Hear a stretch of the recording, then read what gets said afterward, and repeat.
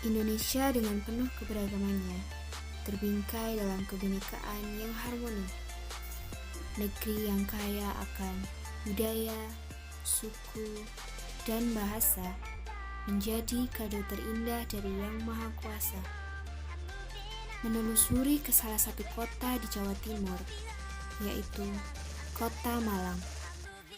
Malang merupakan kota yang penuh dengan historis dan keunikan, yang menjadi salah satu keunggulan dari kota ini.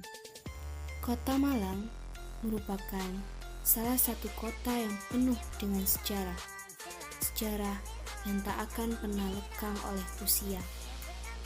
Sejarah telah mencatat bahwasannya Kota Malang menjadi sentral berdirinya Kerajaan Singosari. Peninggalan-peninggalan sejarah Kerajaan Singosari masih asri dan dapat kita temui di beberapa wilayah yang ada di Kota Malang. Salah satu peninggalan kerajaan yang unik yaitu sebuah candi yang terletak di Desa Rejo Kidal, Kecamatan Tumpang, Kabupaten Malang, yang biasa dikenal dengan Candi Kidal.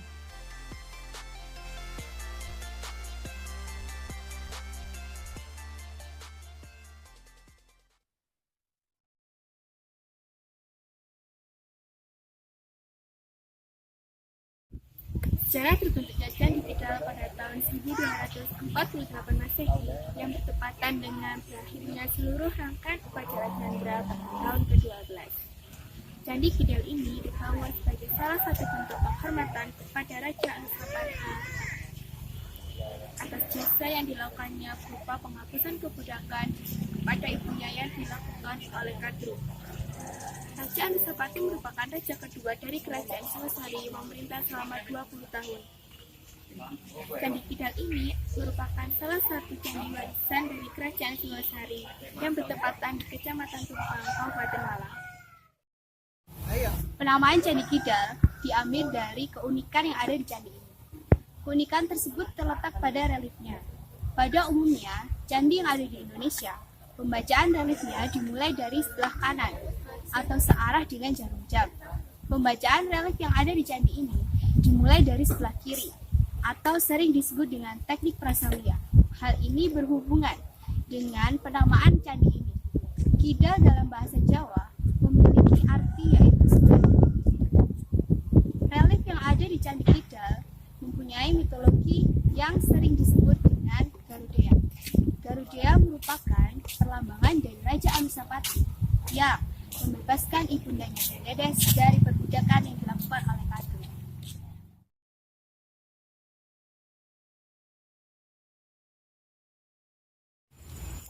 Mitos Garudea hidup di kalangan masyarakat Jawa kuno. Mitos ini menceritakan tentang seorang anak yang bernama Garudea yang ingin membebaskan ibunya dari penderitaan. Alkisah, hiduplah seorang resi yang bernama Resi Kasyapa. Resi ini mempunyai dua orang istri yang bernama Dewi Kadru dan Dewi Winata. Kadru mempunyai 3 ekor anak ular, sedangkan Winata mempunyai seekor anak Garuda. Kadru yang pemalas merasa bosan dan ingin menyerahkan semua tugasnya kepada Winata. Winata pun diajak bertaruh dan dengan tipu daya, Kadrulah yang menang. Winata pun akhirnya meminta bantuan Garuda. Kemudian Garuda tumbuh dewasa dan dia bertanya kepada ibunya kenapa dia dan ibunya yang harus merawat 3 saudara tirinya, sedangkan ibunya tidak. Winata pun menjelaskan tentang bagaimana dia bertaruh dengan Kadru. Lalu Garuda bertanya kepada ular bagaimana dia bisa membebaskan ibunya dari perbudakan tersebut. Ular pun menjawab, bawakan aku air suci Amerta yang disimpan di kayangan dan dijaga oleh para dewa, serta berasal dari lautan susu. Garuda pun pada akhirnya menyetujui permintaan ular untuk membawakan air suci Amerta dari kayangan yang dijaga oleh para dewa. Pada relief kedua ini digambarkan sosok Garuda yang sedang membawa Amerta. Dikisahkan sebelum Garuda berhasil membawa Amerta, para dewa pun tidak menyetujui Garuda untuk pergi ke Kayangan. Pada akhirnya terjadilah perkelahian antara Garuda dan para dewa. Dan akhirnya Garuda pun menjadi pemenangnya. Melihat kekacauan yang terjadi, Batara Wisnu kemudian turun ke bumi untuk mengalahkan Garuda. Garuda pun akhirnya kalah. Dan setelah mengetahui tujuan Garuda untuk membebaskan sang bunda, Batara Wisnu pun menyetujui keinginan Garuda untuk mengambil air suci Amerta tersebut. Pada relief ketiga ini digambarkan sosok Garuda yang gagah berani menggendong ibunya yang telah terbebas dari perbudakan yang dilakukan oleh Kadru. Sungguh menarik bukan? Kisah dari pengorbanan Garuda untuk menyelamatkan sang bunda yang telah terukir indah di Candi Kidal.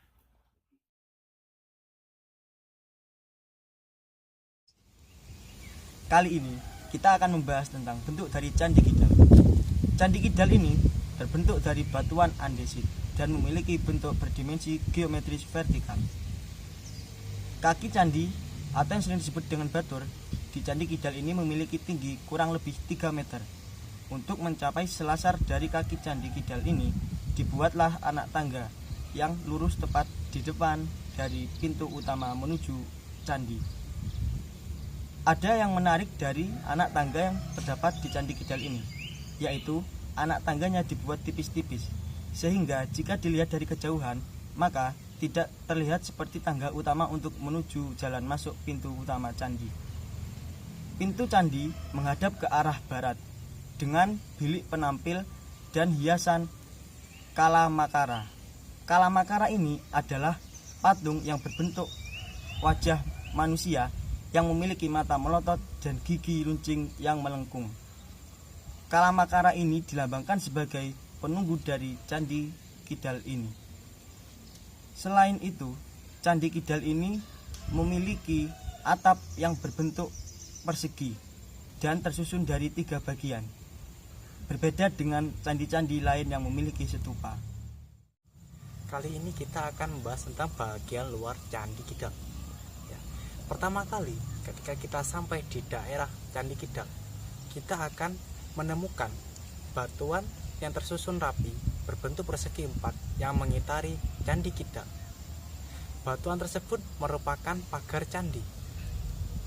Kemudian ketika kita akan menaiki tangga menuju candi bagian tengah, kita akan menemukan pondasi. Pondasi tersebut merupakan tembok yang berfungsi untuk melindungi candi dari aura-aura negatif. Candi pada umumnya merupakan gambaran dari Gunung Meru. Dalam mitologi Hindu, Gunung Meru adalah tempat tinggal para dewa. Gunung Meru adalah gunung suci yang diagungkan oleh umat Hindu. Seperti layaknya gunung, Candi Kidal memiliki 3 bagian utama. Yang pertama adalah bagian bawah atau Burloka. Burloka ini merupakan gambaran dari alam manusia. Bagian kedua atau bagian tengah merupakan gambaran dari alam langit atau alam antara.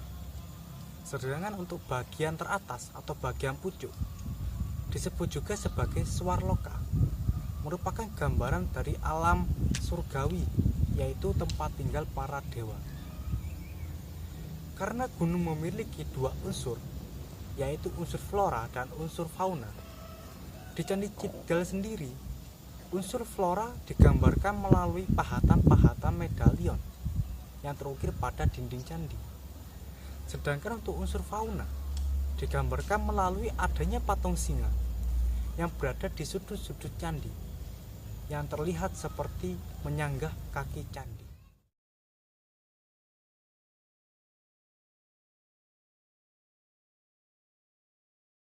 Kalau mengenai kerja di sini untuk menjaga atau melestarikan cagar budaya, mudah-mudahan hambatan itu nggak ada, supaya kita senang, kita bahagia, kita terus bisa secara ikhlas untuk menjaga dan melestarikan Candi Kidal ini.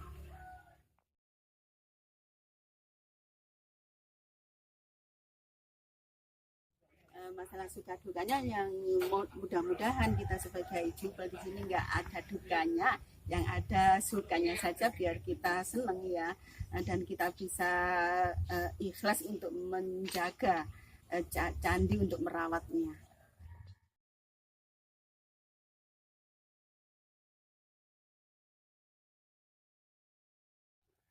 Saya sebagai jubel yang ditugaskan untuk menjaga serta melestarikan cagar budaya di Candi Kidal harus merawat, menjaga, dan melestarikan serta mengembangkan kepada anak didik, terutama cara membersihkan ini candi yang pakai sabun gigi dengan cara manual, itu membersihkan dengan sabun yang agak lemas, jadi biar nggak merusak batu candi.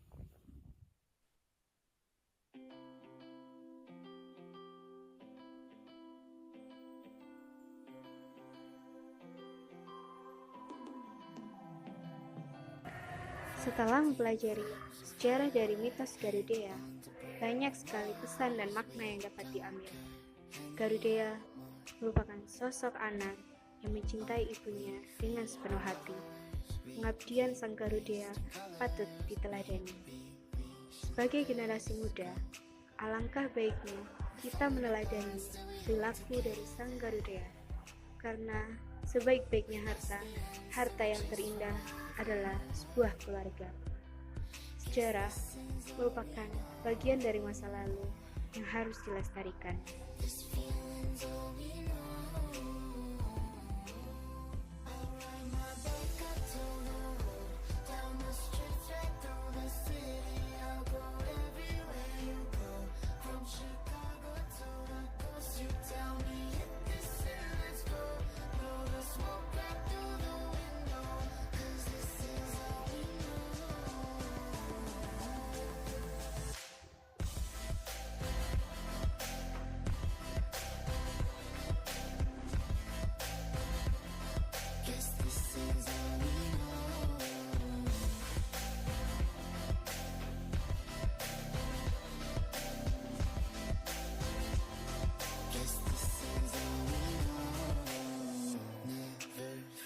Each other, one bed, different covers. We don't care anymore.